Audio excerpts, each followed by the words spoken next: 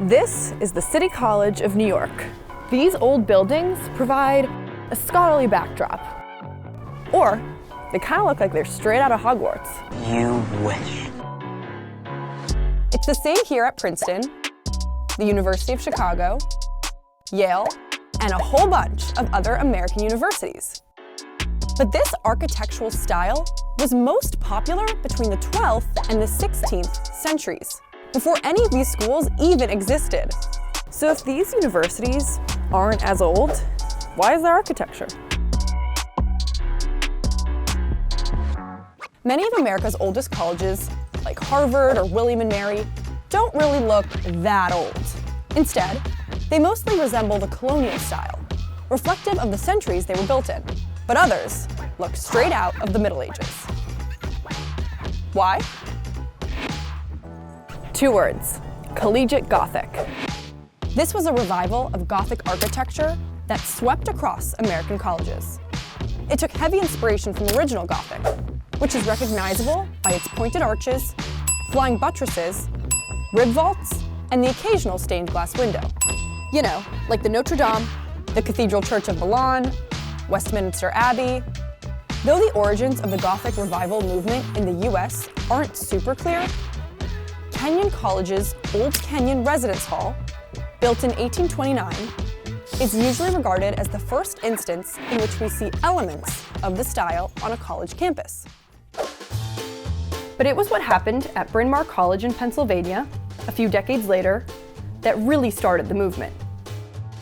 See, in the late 1880s, Bryn Mawr hired the architectural firm Cope & Stewartson to design their campus, which later included this beauty, Pembroke Hall. After seeing the building, other colleges hired the same firm. Thus, the collegiate Gothic movement was born. In fact, the more money a college got, the more they intentionally made their new buildings look older. I think you can see some of them up here. Oh, now I see them Yeah. looking down at Yeah. me, all those gargoyles. It is a treat to watch the colorful pageantry of the simple peasant folk. So there's 600 of them. All throughout. All throughout, because this is what old buildings look like, right? Medieval buildings had gargoyles, so we're gonna have them in New York, and we're gonna have a lot of them. That's a New York moxie for you, the New York spirit. See, universities in the US wanted more quote-unquote street cred. New universities were springing up across the country throughout the 19th century, all competing to attract the best students and solidify a prestigious reputation. A big behemoth of a building with courtyards in the center. So how to sell that idea? Look like the ones that were: Cambridge and Oxford. Cambridge and Oxford are both peak Gothic, built just as the movement gained popularity in Europe. And these were, and are, world-class institutions, distinguished, prestigious. So American universities essentially said, copy-paste.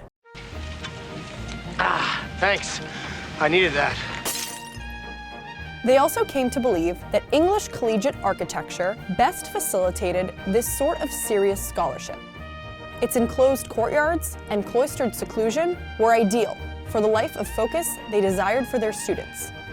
For one, adding these quadrangles, or quads, gave the campuses, quote, the epitome of a scholarly academic retreat. Totally look the part. By constructing these academic retreats in bustling cities, architects like Henry Ives Cobb at the University of Chicago wanted to remove the mind of the student from the busy mercantile conditions of Chicago. That also kind of said, we're taking you to a place outside what your usual expectation might be. If this was farmland, we're taking you to a place that isn't a farm.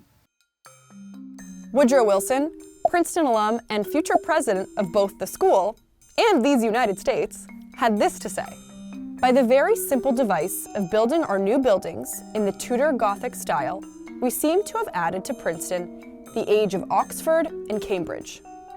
We have added 1,000 years to Princeton by merely putting those lines in our buildings. And the architects they commissioned brought their visions to life. Like architect James Gamble Rogers, who introduced an American Gothic style on Yale's campus.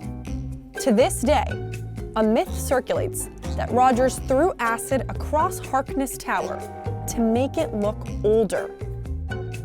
And at Bryn Mawr, There is a bit of time travel in this campus. In a remarkable way, it plays into kind of the class dynamics of America, and those dynamics of identifying class with style, that you're looking at something that's pre-revolutionary and in status conveying. Still, the American collegiate Gothic style did include some new elements, like using, quote, rough fieldstone walls with white limestone moldings for entrances, window surrounds, buttress caps, and parapets. Also, many American collegiate Gothic buildings had more of an open campus feel, as opposed to the Oxbridge's closed courtyard. But overall, these universities took some serious inspiration from Oxbridge's old appeal. And as the architecture solidified the status of Yale and Princeton, public colleges took note, like the City College of New York, designed by George Post. Here, the collegiate Gothic architecture was also aspirational.